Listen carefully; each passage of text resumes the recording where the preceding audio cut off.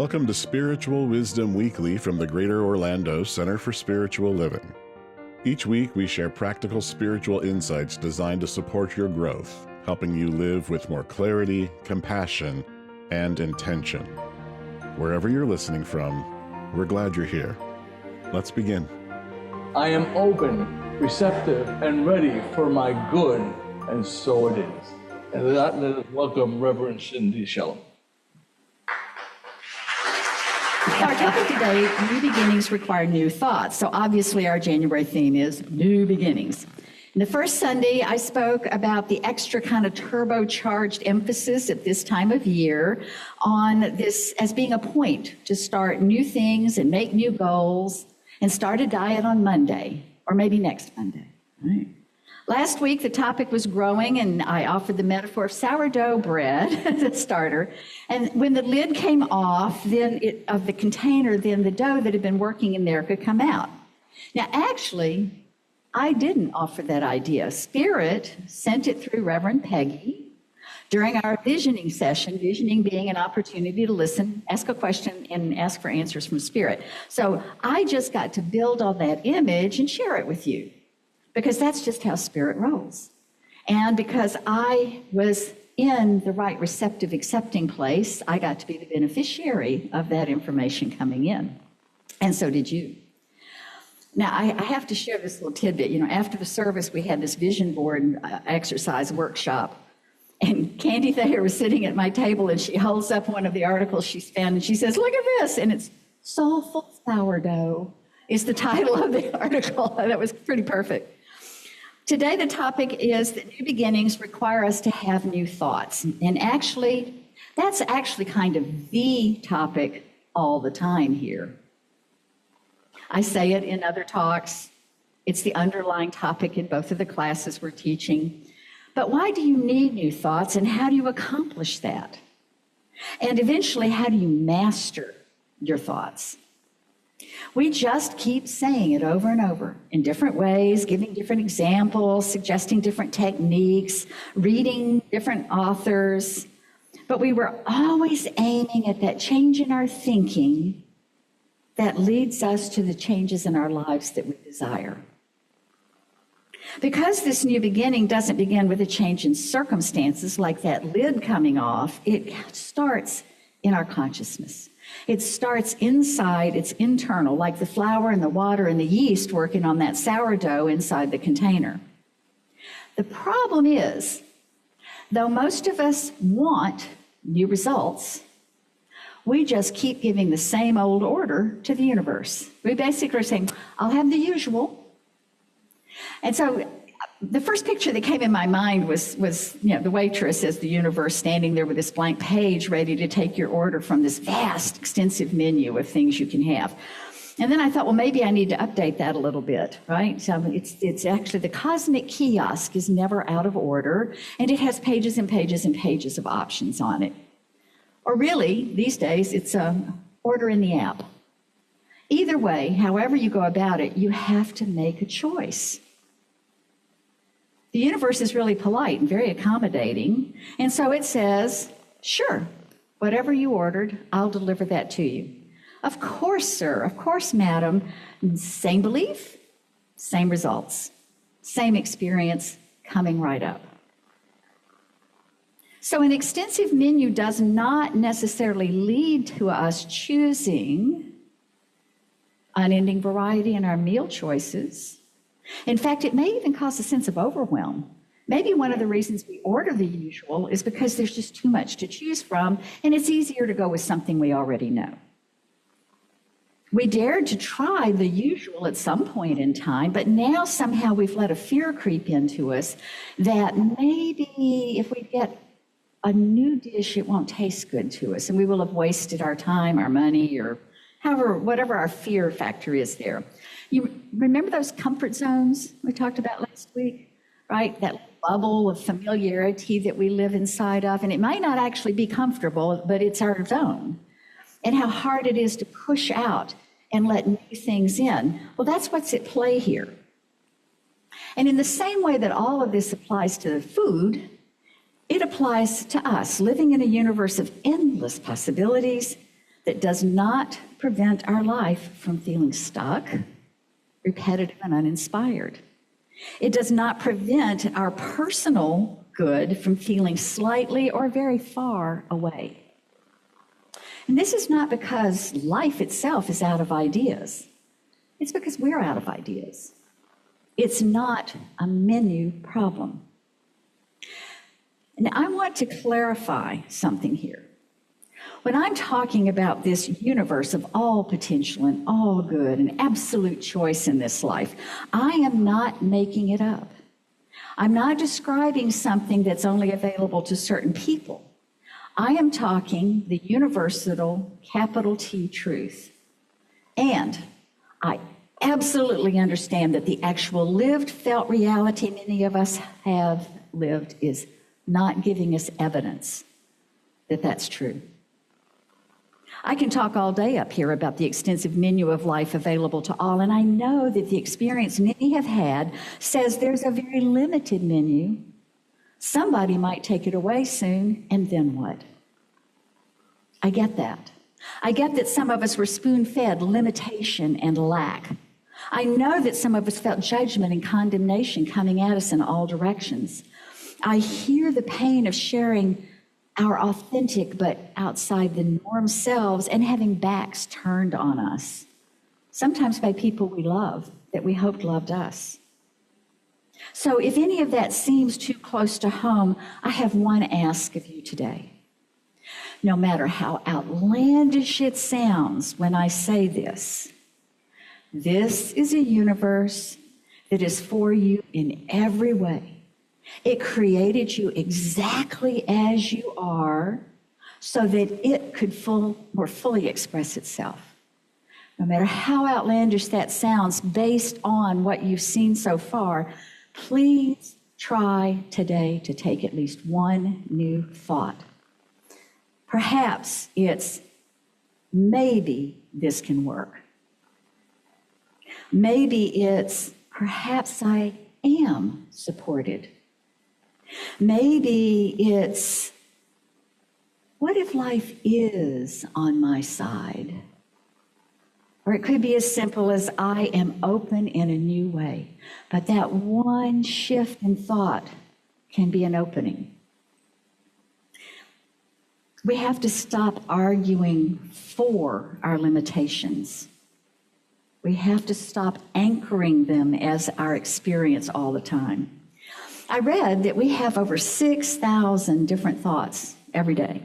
It's actually a 6.5 per minute. The scientists, they have to get it very specific, right?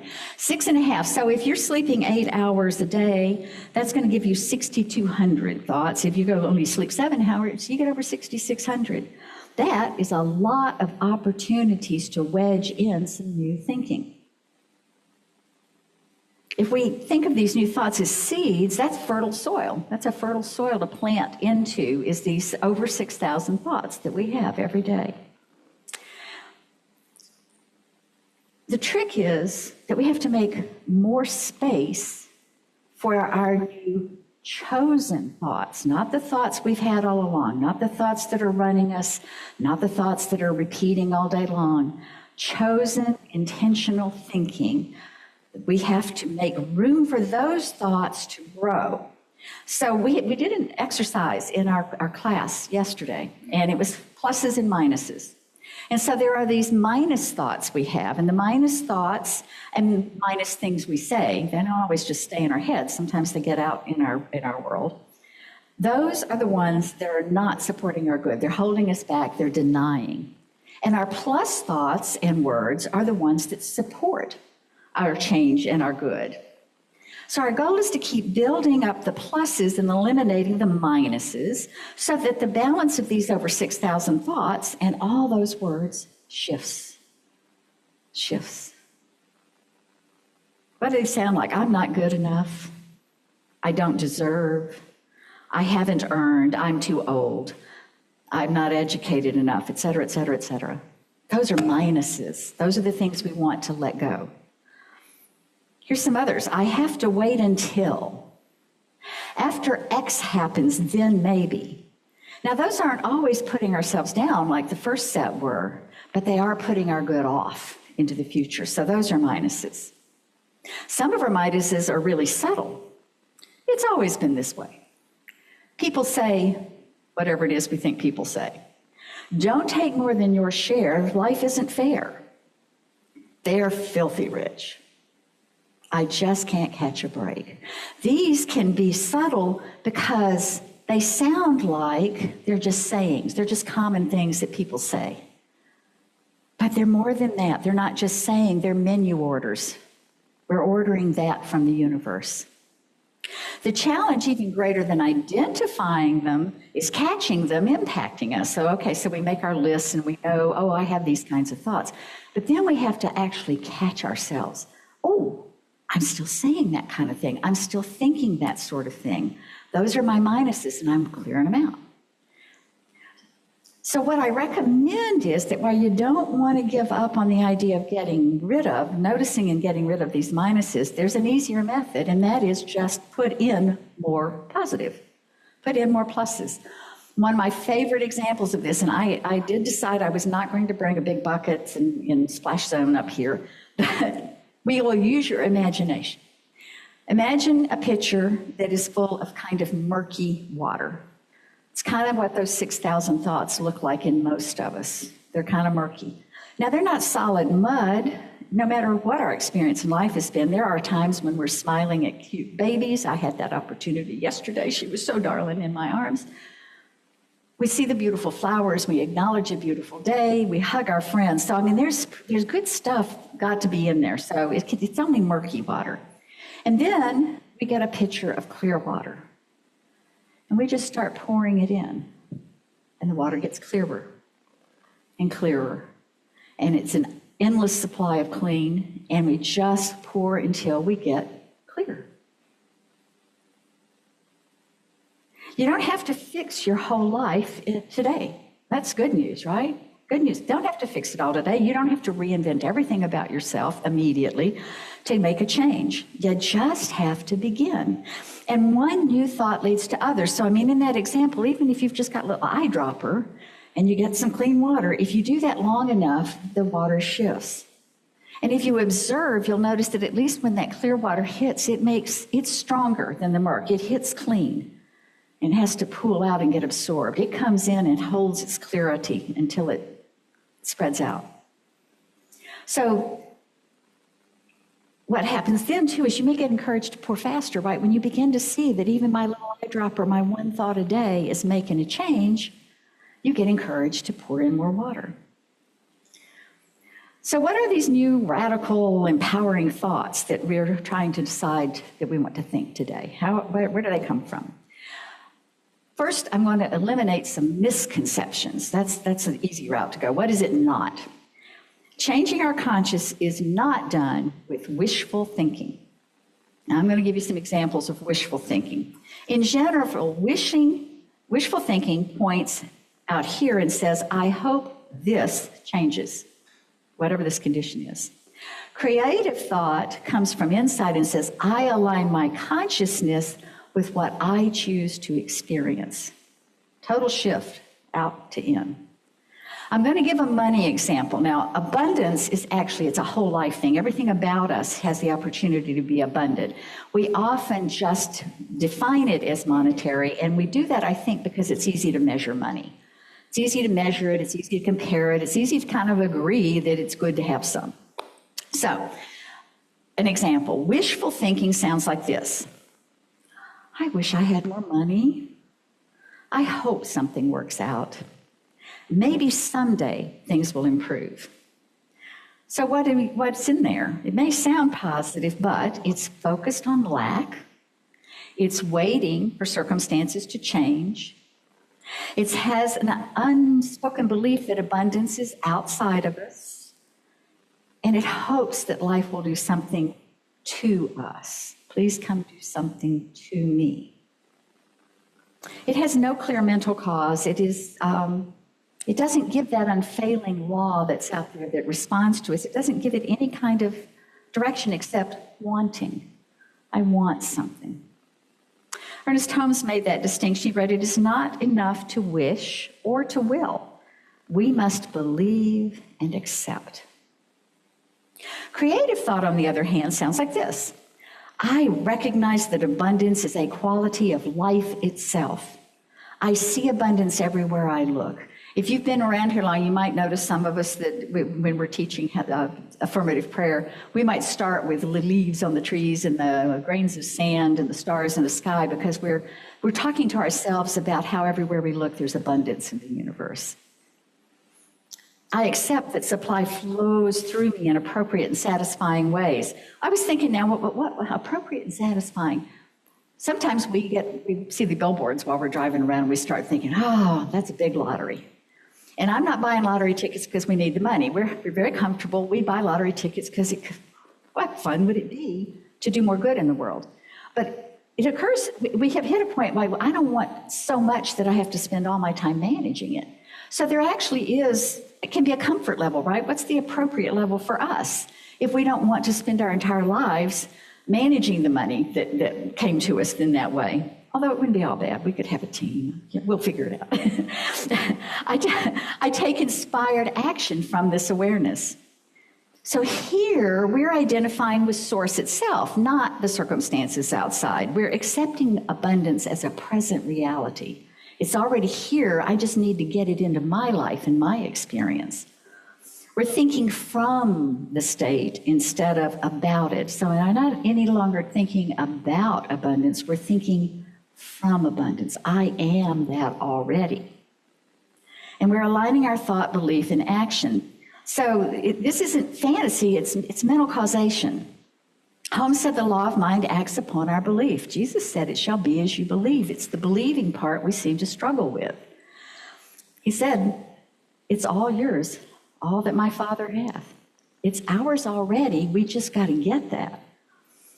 So wishful thinking asks life to change, and creative thought changes consciousness, and then lets life respond to the consciousness. Wishful thinking hopes, creative thinking accepts. Wishful thinking says, maybe someday. Creative thought says, I align now. Or in Ernest Holmes' language, we do not make things happen by wishing, we make them happen by believing. That's a lot of words. So let's get an image we can hold on to. I started with a restaurant, so now let's go to the coffee shop. That'll be our image for this one.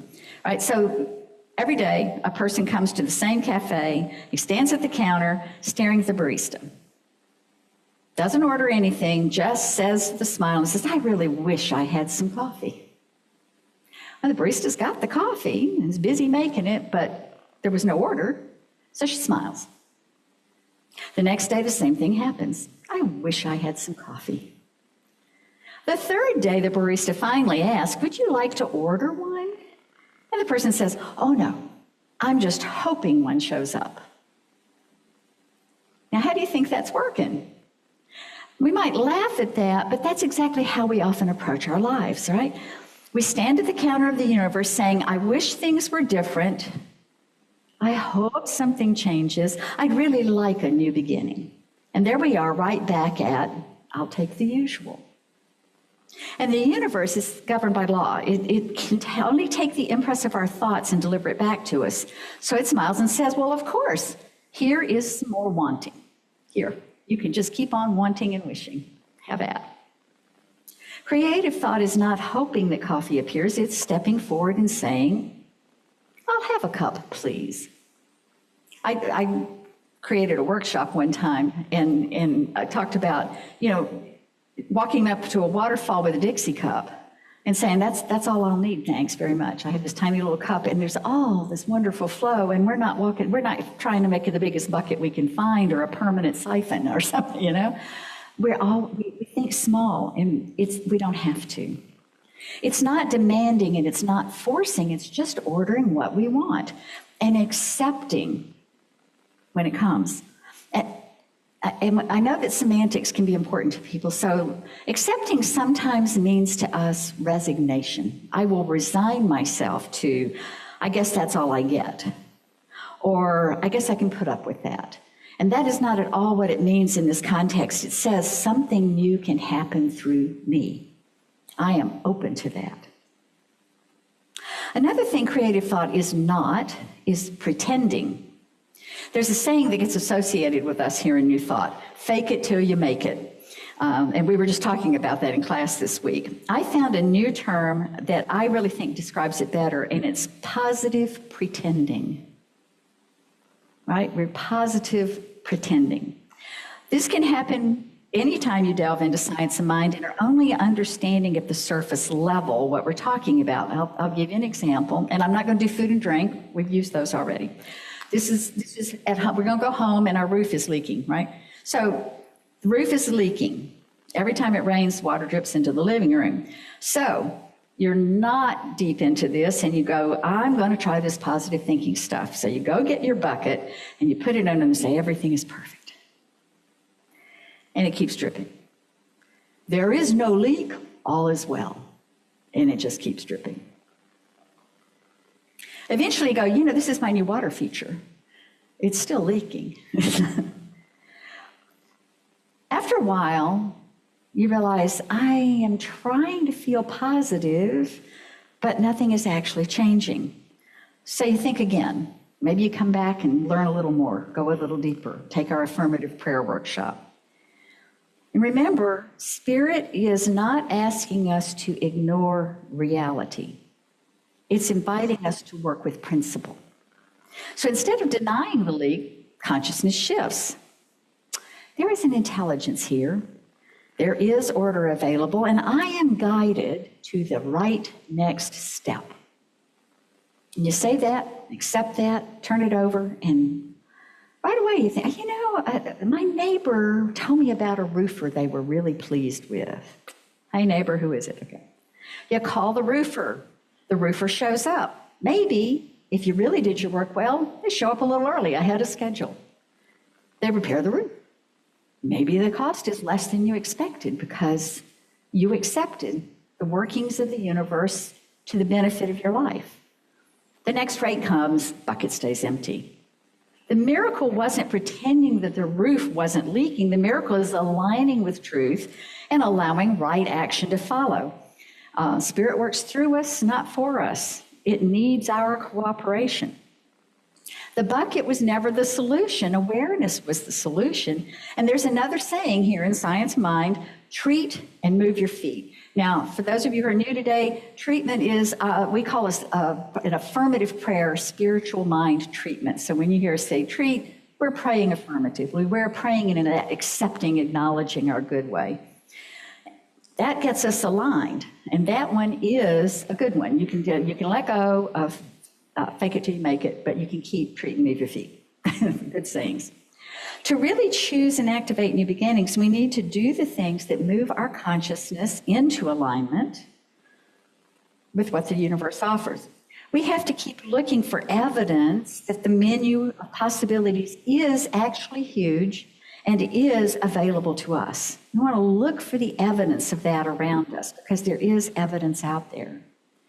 We have to use our self-awareness. That's one of our best tools. Our self-awareness to identify all of the minus thinking taking up those 6,000 thought spaces. Start releasing them, replacing them with aligned thoughts. We have to locate and identify those minus thoughts that tell us we don't get the big menu and the non-judging waitstaff. They are not ours to experience. That's what we have to search out and let go of. The things that tell us to be satisfied with less than our heart's desire, that limit what we even ask for, that we think we can't even want what we really want. That true heart's desire is God. It's God telling us what we're here for, what it wants to express through us, and we need to stop ordering the usual and order that heart's desire, that inspiration that gets placed within us and lives within us all the time. That same self-awareness helps us recognize the wishful thinking and positive pretending we might be using in place of real creative thoughts. No more looking for the answers and placing the order of wanting instead of having our cup of coffee, our meal. No more pretending there's no leak when there is one. We replace that with knowing the leak is not our necessary condition. It's there, it's real, but it's not necessary that we experience it. And all that is needed to change that condition is already at hand, and we are guided to take all the steps we need to take to change that condition to one we desire with ease and grace and perfect timing. Now, I wish I could now turn to a short list of things to say and actions to take. That would be such a nice way to wrap things up. Here you go, Joe, do these things. But it's different for every one of us.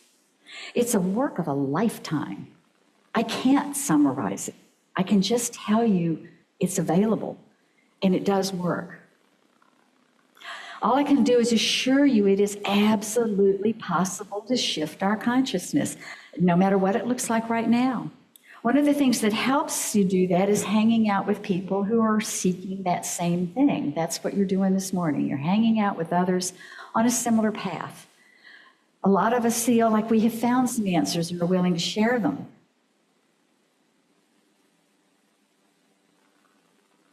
Some of it is looking at the world around you to identify that way in which the abundance of the universe shows up for you. How you find the beautiful and the loving and the light. That was so beautiful. That moment when you really get that I am the light itself. I'm not begging for it. I'm not trying to go find it and stand in it. I already am it. That is a magnificent affirmation. Just, if nothing else is working in your day, sing that over and over. I am the light, because something comes with that. Something shifts and changes when you recognize that in yourself. And so we study ways, we sing our songs, we practice the steps that we know. That's the key. That's the short list. Keep practicing, keep searching, keep studying, and stay self-aware. Eliminate the minus thoughts, pour in the plus thoughts, peruse the menu, and order something new. Don't just hope it comes, order it. Order it with confidence and take a taste or a sip. If you don't like that meal or you don't like that coffee, order again and again and again until you find that exquisite, perfect thing for you. It is your right. It is your right to have the things you desire. It is absolutely true that you deserve them. You are God-made of God. How can you deny God all that it wishes to experience through you? That's why you're here, and that's why all these choices exist, so that we can all be our unique and wonderful expressions. Happy choosing. Thank you for spending this time with us on Spiritual Wisdom Weekly from the Greater Orlando Center for Spiritual Living. If this episode supported you in any way, we invite you to stay connected. Listen again, share it with someone you care about, or simply carry what resonated with you into your week. Until next time, take good care and keep growing in spirit.